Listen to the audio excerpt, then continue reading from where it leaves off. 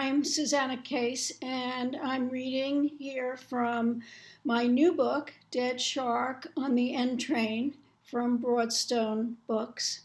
This first poem was inspired by the tsunami in Japan several years ago, and it's titled The Space Between Missing and Dead. He dives deep to where the ocean sounds like burning hair, to the trench where he finds soda cans, tires, sneakers. To feed her, he leaves rice balls stuffed with sour plums. Because it snowed the day the tsunami gathered up people, traffic lights, trees, shrouded even houses in its freezing water, he looks for black pants, a red coat, just in case they take longer to decompose.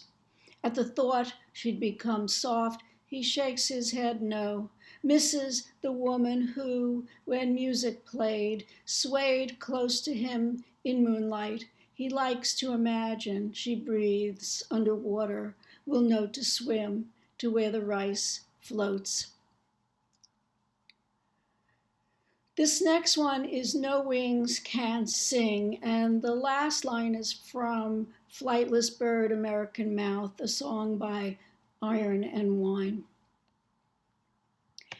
Here's a story about Brancusi's bird in flight, 4.25 feet of bronze, declared not art at the gate of American Customs, who thought itself conned in 1926 by crates escorted by Duchamp, the sculptor among 20 puzzling wood, metal, marble objects. The artist wanted to portray the essence of flight, but Customs balked. Manufactured objects of metal, tools, they called them, kitchen utensils, and hospital supplies, demanded fees of $240.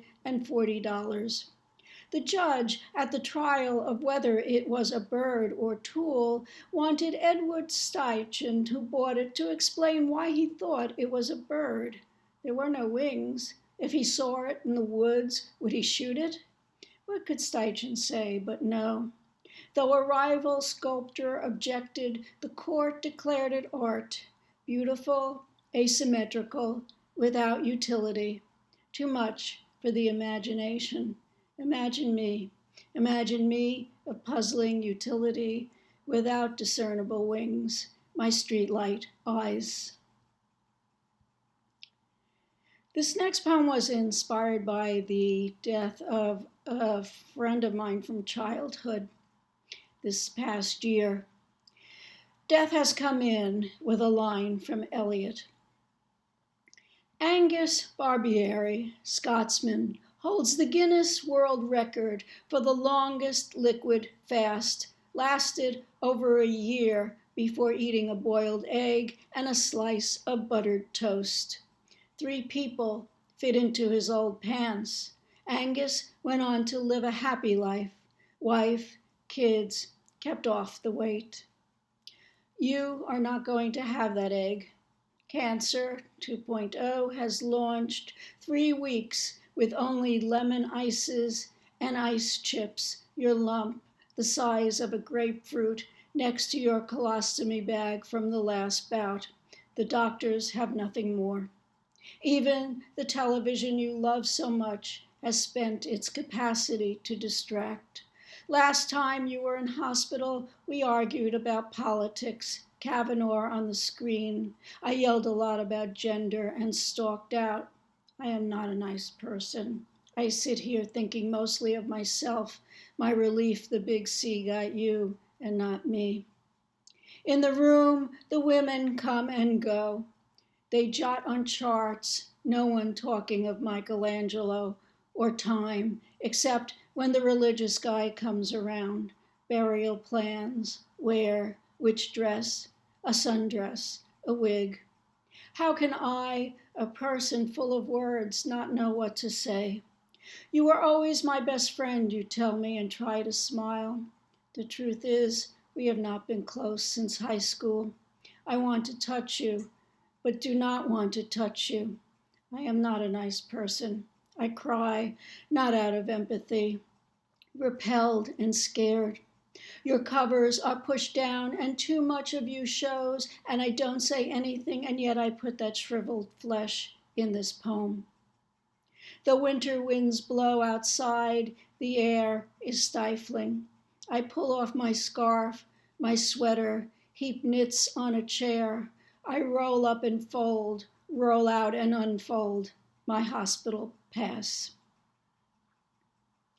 I work in a university, and this next poem is inspired by a workshop we had on what to do if someone came on campus with a gun, and it's called Active Shooter. He had a well thought out system. He appeared off brand weird. He was solo 98% of the time. He wasn't stupid any of the time. He appeared to know the building. He planned the operation. He was a quiet man, everyone said, never a problem. He was a problem. He was a monster. He was not a monster. He did a monstrous thing. He shot for 7 to 11 minutes. We didn't pay that extra minute of attention. We tried our concealment. The weapon's bullets penetrated our desks. The weapon's bullets penetrated the partitions between our cubicles. 38 cal, 9 mil, 12 gauge, M67 for the AK-47. The weapons penetrated our file cabinets. We confused concealment and cover. We had no cover. We were lizards, dreaming like birds.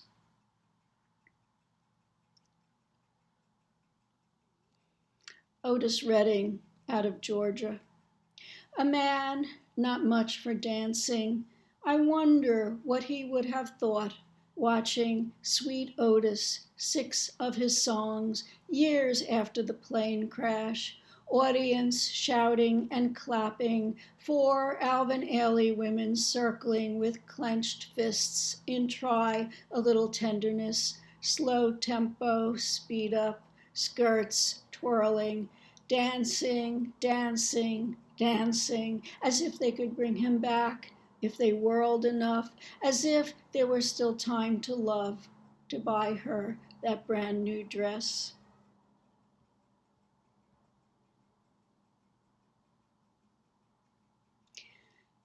It hardly seems to belong to you or me. At a restaurant on Mahoning, supposed to be Chinese, except for the white waitress refilling our water glasses, white bread on the table, an iffy special with white sauce, I tell you about a crime terrible in its ordinariness, a quarrel over money. He knifed her 9 times. It happened somewhere else, but seems more likely here. Maybe every town's the same that way. The story's such an old one. Specifics don't matter. Maybe you don't need to listen. Maybe I just need to talk, to tell you she made the papers back in New York. Snow falls outside, white slush filling up spaces not yet filled by words, dribbling the window, its leaky seals. Menominee Indians believe the universe started with a drop of water. Every killing, every poem, every storm. Truth seems ancient, surrounded by moisture. A whole history of the world wrapped in one wet whitened narrative, not about who found her, the way her sister's face looked. The title of this next poem comes from a description of Byron, mad, bad, and dangerous to know. Niece of Georgina, Duchess of Devonshire, Lady Caroline Lamb was described by Byron after a few hot months as an exaggerated woman, another notch in his belt. He found another lover or 2.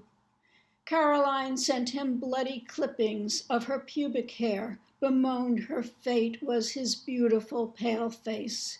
She did not go quietly, her mouth dripping venom. Lady C put the affair in a novel, a volatile tell-all.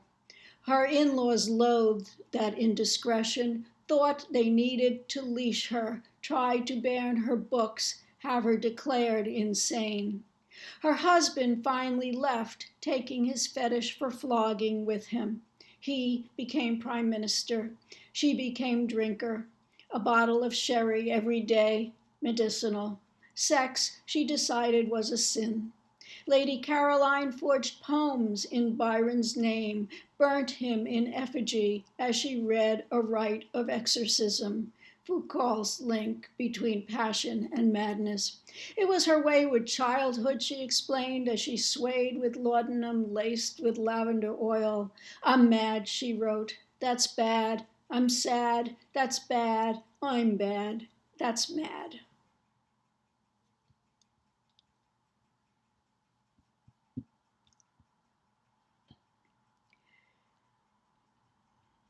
Gabo in this poem is a reference to the nickname of Gabriel Garcia Marquez, who spent time in Cartagena, which is the setting for this poem, titled The Bar Where Gabo Used to Drink. The skeleton girl with 72 feet of copper hair is gone from El Coro, its downstairs crypt. Cigar-smoking nuns are gone. El Nobel is gone. No plaque marks his name in the old convent hospital, now a Sofitel, enclosing wicker seats and rows of aguardiente and rum. A jealous mistress, the city.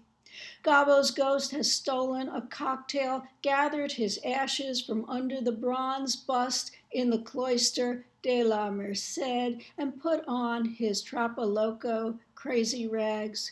The writer's ghost floats to the market to talk with drunkards, pickpockets, butchers who stand amid cow hearts and eyeballs prized for thick soup, climbs rampart steps to stroll the tops of old walls among traffic and sea.